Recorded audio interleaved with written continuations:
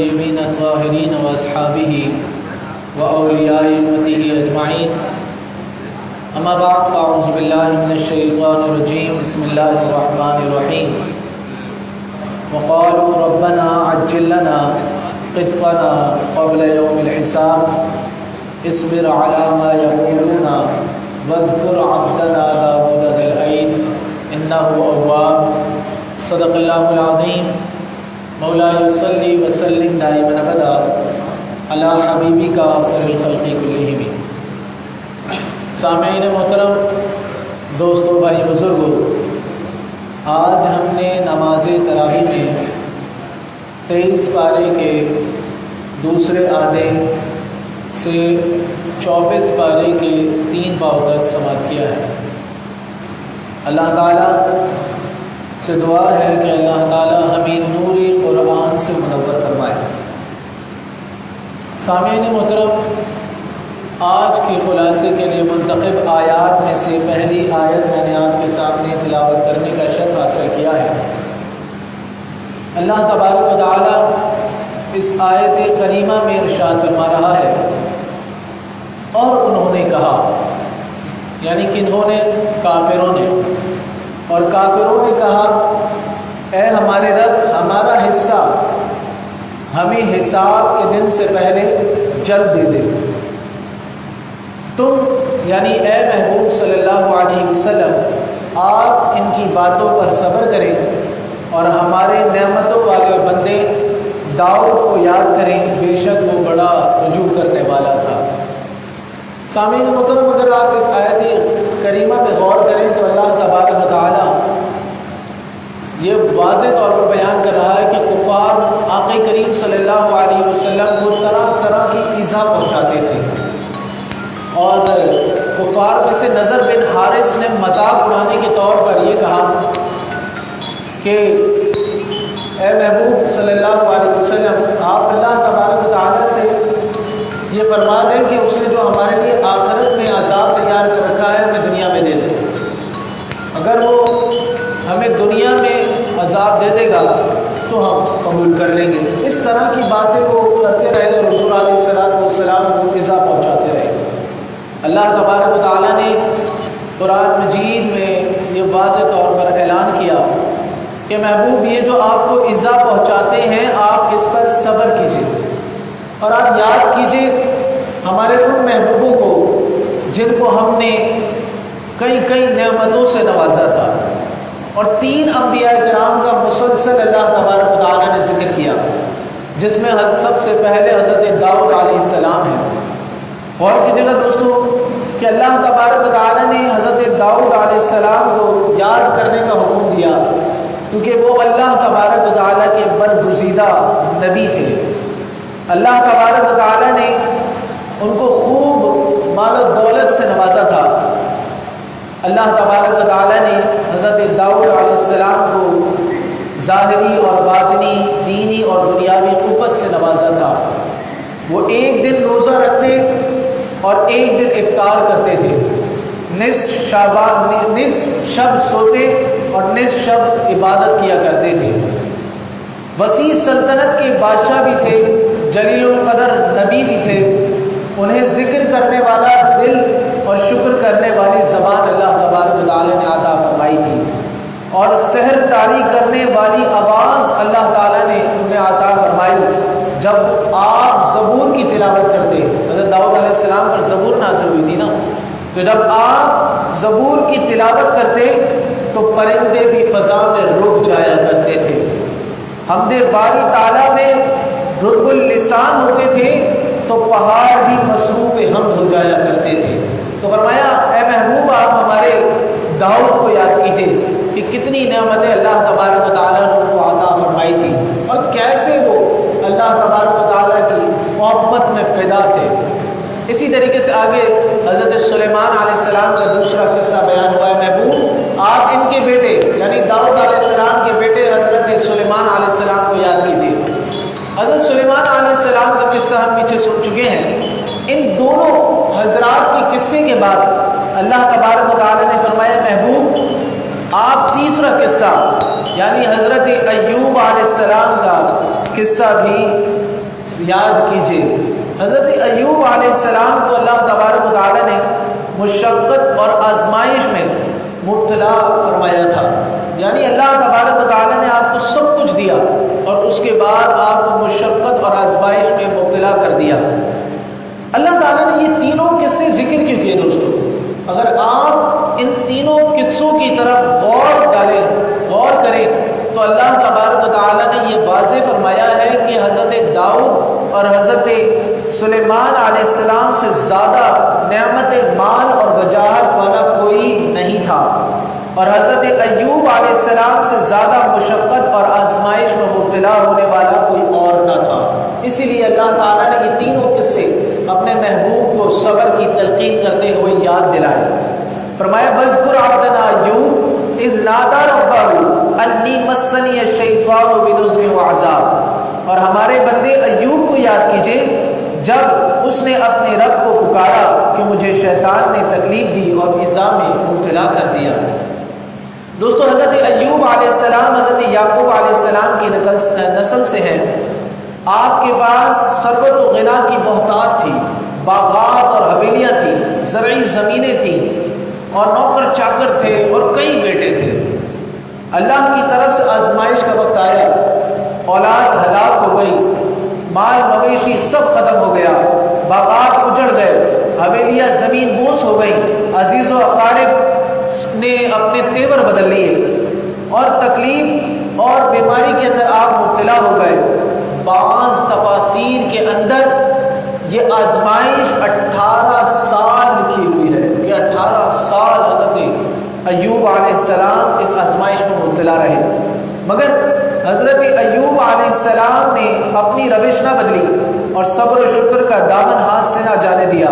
بالآخر آزمائش کا دور ختم ہوا اور اللہ تبارک و تعالی نے اس سے بھی زیادہ آپ کو نواز دیا۔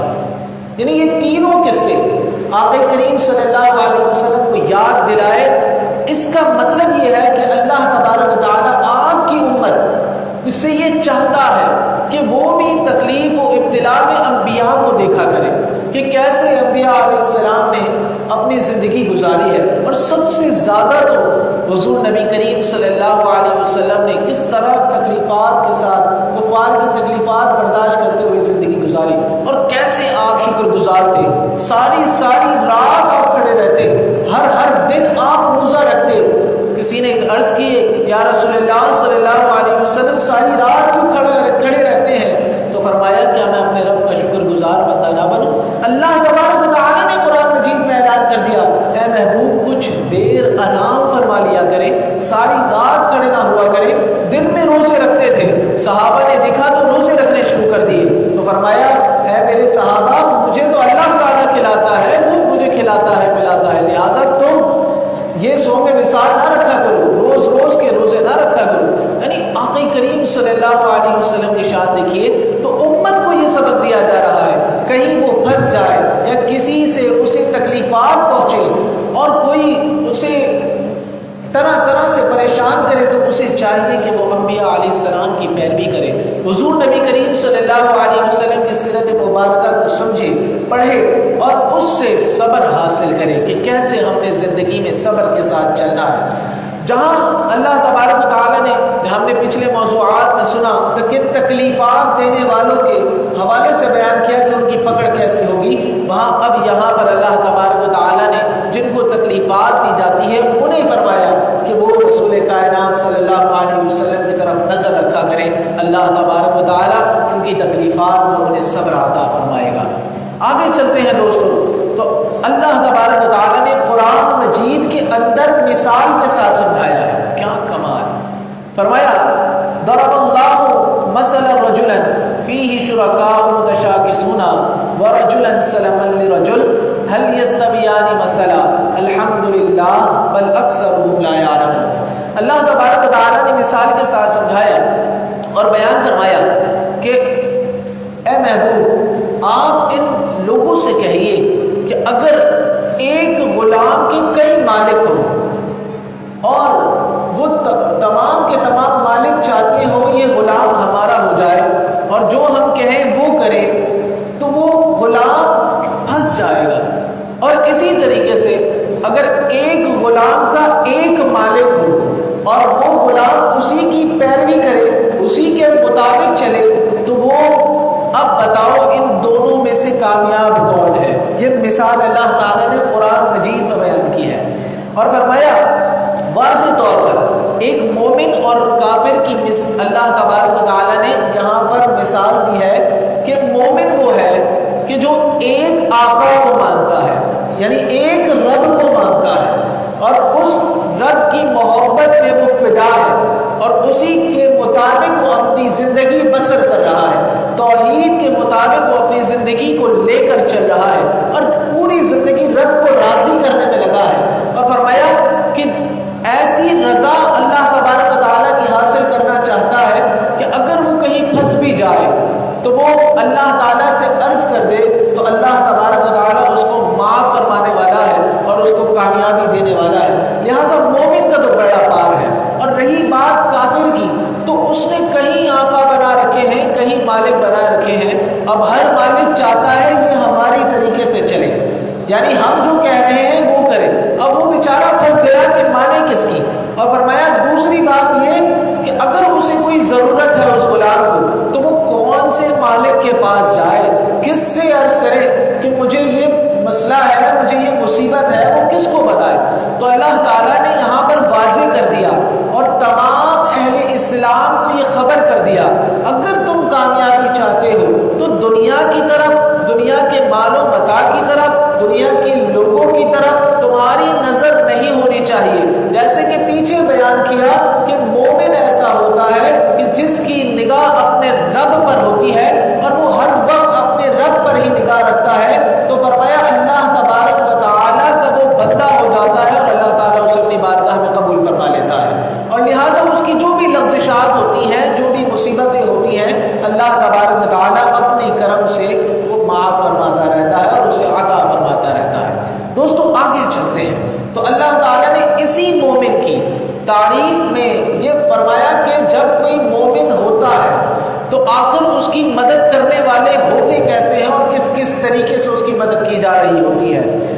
فرمایا الذین یحملون العرش ومن حولہ یسبحون بحمد ربہم ویؤمنون بہ ویستغفرون للذین آمنوا، وہ فرشتے جنہیں جملۃ العرش یعنی عرش کو اٹھانے والے ہونے کا شرف حاصل ہے اور وہ جو عرش کا احاطہ کیے ہوئے اور یہ سب اللہ تبارک و تعالیٰ کی بارگاہ میں حمد و تسبیح کے ساتھ ساتھ اہل ایمان کے لیے دعائیں کرتے ہیں۔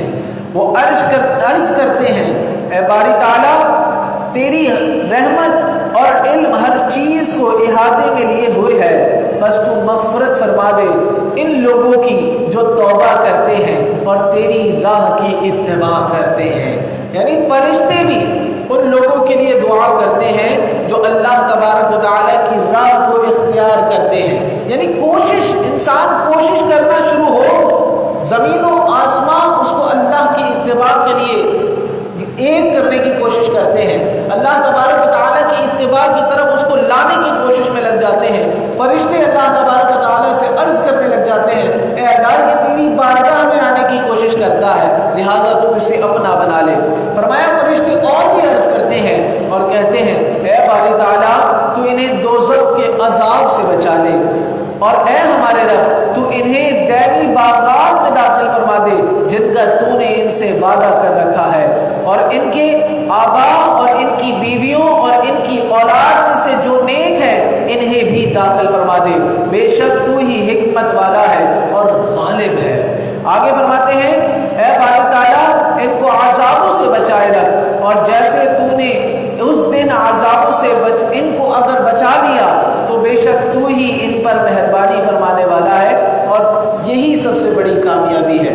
دوستو اس آیت کریمہ میں آپ نے غور کیا، فرشتوں کی دعاؤں میں آپ نے غور کیا کہ صرف اسی پر یہ رحمتیں نہیں ہوتی بلکہ اس کے ساتھ جو اس کے طریقے پر چلنے والے ہوتے ہیں، جیسے ہم نے پچھلے موضوعات میں سنا کہ مومن کے ساتھ جتنے لوگ الحاق ہو رہے ہوتے ہیں ان سب کو اللہ تبارک و تعالیٰ نواز رہا ہوتا ہے، ان سب کی اللہ تعالیٰ بخشش و مغفرت فرما رہا ہوتا ہے۔ اور جیسے کہ حضرت خضر علیہ السلام کے واقعے سے ہم نے پڑھا کہ وہ جو ایک شخص اللہ تعالیٰ کا محبوب تھا دنیا سے چلا گیا تو اللہ تعالیٰ نے اس کی اولاد